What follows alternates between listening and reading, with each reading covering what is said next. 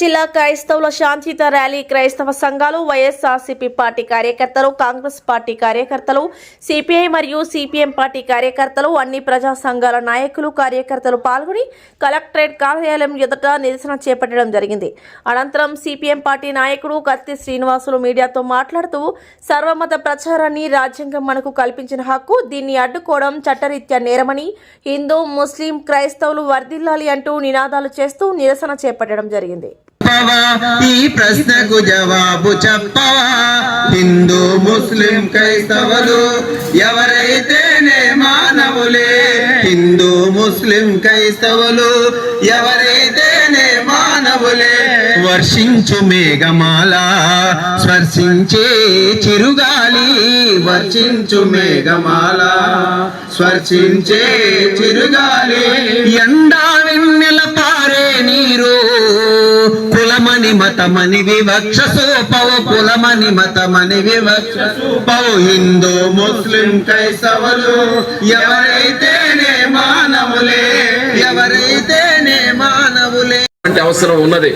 మొన్నటిదాకా బాబ్రీ మసీద్ అన్నారు, తర్వాత రామాలయం నిర్మాణం అన్నారు, ఇప్పుడు మరలా చర్చిల మీద దాడులు చేస్తా ఉన్నారు, తగలబెడుతున్నారు, వ్యక్తుల మీద దాడులకు పాల్పడి హత్యలు చేస్తా ఉన్నారు, భయభ్రాంతులకి గురి చేసేటటువంటి పరిస్థితులకి పాల్పడతా ఉన్నారు. ఈరోజు మైనారిటీల్లో ఈ దేశంలో ఒక అభద్రతా భావం, ఒక భయాందోళనకరమైనటువంటి పరిస్థితులు.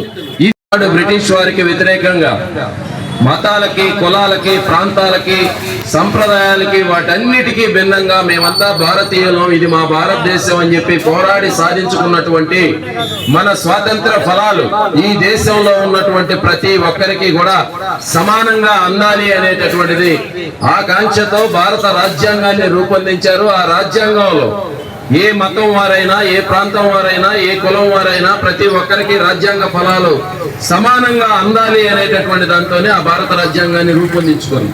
కానీ నేడు ఈ భారత రాజ్యాంగ స్ఫూర్తికి, లౌకికవాద స్ఫూర్తికి తూట్లు పొడిచేటటువంటి విధంగా నేరుగా మంత్రుల స్థాయిలో ఉన్నటువంటి వారే ఆ అమర వీరుల స్ఫూర్తికి భిన్నమైంది. కాబట్టి మనందరం కూడా దీన్ని ఐక్యంగా ఎదుర్కోవడానికి ఈరోజు అనేక రాజకీయ పక్షాలు, ప్రజా సంఘాలు వారందరూ కూడా ఈ యొక్క కార్యక్రమానికి మద్దతు తెలిపారు, సంఘీభావంగా కూడా పాల్గొనున్నారు. కాబట్టి రాబోయేటటువంటి రోజుల్లో ఈ మతోన్మాదుల మోకాల ఆటలు కట్టించేందుకు మనందరం కూడా ఐక్యంగా వీటిని తిప్పికొట్టాల్సినటువంటి అవసరం ఉన్నది. ఇప్పటికే ఈ భారత రాజ్యాంగంలో ఉన్నటువంటి కార్మిక చట్టాలని కాలరాశారు. ప్రభుత్వ రంగ సంస్థల్ని ఈ దేశభక్తి ముసుగులో దేశ సంపదని, వనరులని ప్రభుత్వ రంగ సంస్థలు ఎట్టుపోయాయో తెలియదు. 15 లక్షల రూపాయలు డబ్బులు ఎట్టుపోయాయో తెలియదు. నిరుద్యోగ సమస్య ఏమైందో తెలియదు. రైతుల ఆత్మహత్యలు ఏమైందో తెలియదు. రైతుల గిట్టుబాటు ధర ఏమైందో తెలియదు. వీటన్నిటినీ పక్కదారి పట్టించేందుకు ఈ మతపరమైనటువంటి సున్నితమైన అంశాలను రెచ్చగొట్టేటటువంటి కార్యక్రమానికి ఈ బీజేపీ, ఆర్ఎస్ఎస్ దుర్మార్గంగా పూనుకుంటుంది.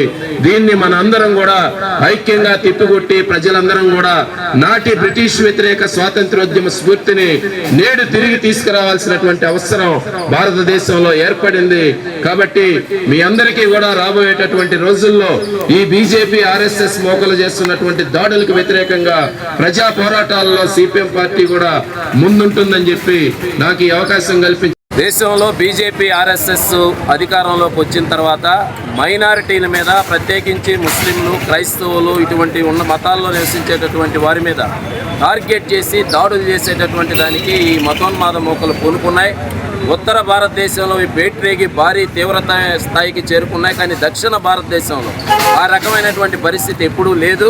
ఈ కూటమి ప్రభుత్వం ఇక్కడ అధికారంలోకి వచ్చిన తర్వాత ఈ కూటమి ప్రభుత్వం యొక్క బలాన్ని చూసుకొని మన ఆంధ్రప్రదేశ్లో కూడా కులపూరితమైనటువంటి, అంటరానితన, వివక్షాపూరితమైనటువంటి దాడులు కానీ, మతపరమైనటువంటి దాడులు కానీ, అదేవిధంగా ఈ మధ్యకాలంలో చర్చిలు తగలబెట్టడం, వాటిని కూల్చివేయడం, వ్యక్తుల మీద దాడులు చేయడం, అనంతపురం నియోజకవర్గంలో, దిండి నియోజకవర్గంలో ఆ చర్చిల్ని తగలబెట్టడం కానీ, కూల్చివేయడం కానీ ఇటువంటి ఘటనలకు పాల్పడ్డారు.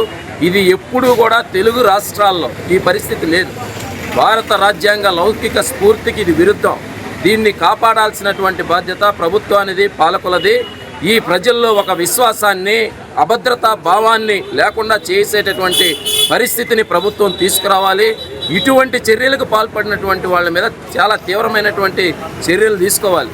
ఈరోజు రాష్ట్రంలో ఏం జరుగుతుందంటే ఎవరైతే రౌడీజం చేస్తారో, గంజాయి మాదక ద్రవ్యాలు చలామణి చేస్తారో వాళ్ళకు మాత్రం రక్షణ కల్పిస్తూ ఉన్నారు. ఇటువంటి అరాచక శక్తులు, ఇటువంటి గంజాయి మోకలు ముస్లిము క్రైస్తవుల మతాల మీద దాడులు చేసి విద్వేషాలని రెచ్చగొట్టేటటువంటి వారికి మాత్రం ఏ రకమైన డోకా లేకుండా సంతోషంగా చలామణి అయ్యేటటువంటి విధంగా స్వేచ్ఛను కల్పిస్తున్నారు. ఇది కరెక్ట్ కాదు. ఈ రాష్ట్ర ప్రభుత్వం తెలుగు రాష్ట్రాల్లో నెలకొన్నటువంటి లౌకిక స్ఫూర్తిని తీసుకురావాలి. ప్రత్యేకించి నెల్లూరు జిల్లాలో బారా షాహిద్ దర్గా ఉత్సవాల్లో కుల మతాలకు అతీతంగా పాల్గొంటారు. ఈ సంక్రాంతి సందర్భంగా రేపు గొబ్బెమ్మ పండుగ ఉంది. ఆ ఉత్సవాల్లో కుల మతాలకు అతీతంగా పాల్గొంటారు. వేలాంగిని మాత ఉత్సవాలు కోడూరులో జరిగితే యావత్ ప్రజలందరూ పోయి పాల్గొంటారు. అందరూ కూడా ఒకరినొకరు అక్క, బావ, మావ, అన్న, చెల్లి అని పిలుచుకొని ఈ భారతదేశం అంటేనే భిన్నత్వంలో ఏకత్వం కలిగి ప్రపంచంలోనే అందరికీ ఆదర్శమైనటువంటి స్ఫూర్తిని కలిగినటువంటి ఈ భారతదేశం, ఈ స్ఫూర్తికి తూట్లు పొడచడానికి బీజేపీ, ఆర్ఎస్ఎస్ ప్రజల్లో చిచ్చు పెట్టేటటువంటి కార్యక్రమానికి శ్రీకారం చుట్టింది. దీనికి వ్యతిరేకంగా ప్రజలందరూ ఐక్యంగా వీటిని తిప్పికొట్టాలి. నాడు స్వాతంత్రోద్యమంలో బ్రిటిష్ వారికి వ్యతిరేకంగా ఏ విధంగా అయితే ప్రజలు ఐక్యంగా నిలబడ్డారో ఆ రకమైనటువంటి స్ఫూర్తిని తీసుకొచ్చి ఈ మతోన్మాద మోకల ఆటలకి అడ్డుకట్ట వేయాలి అని చెప్పి దీనికి వ్యతిరేకంగా సిపిఎం, వామపక్ష పార్టీలు, ఇతర లౌకికవాద పార్టీలన్నీ కూడా ఈరోజు సంఘీభావంగా ఈ నిరసన ర్యాలీలో పాల్గొన్నాయి. రాబోయేటటువంటి రోజుల్లో అటువంటి స్వేచ్ఛా వాతావరణాన్ని ప్రజలందరికీ ఒక భరోసా, రక్షణ కల్పించేటటువంటి వాతావరణం కోసం మేమందరం కలిసికట్టుగా పోరాటాలు, ఉద్యమాలు చేస్తామని చెప్పి ప్రజలందరూ ఆలోచించాలని చెప్పి మేము విజ్ఞప్తి చేస్తున్నాం. ఈ వీడియో కనుక మీకు నచ్చినట్లయితే లైక్ చేసి షేర్ చేయండి. మరిన్ని లేటెస్ట్ అప్డేట్స్ కోసం మా ఛానల్ ని సబ్స్క్రైబ్ చేయండి.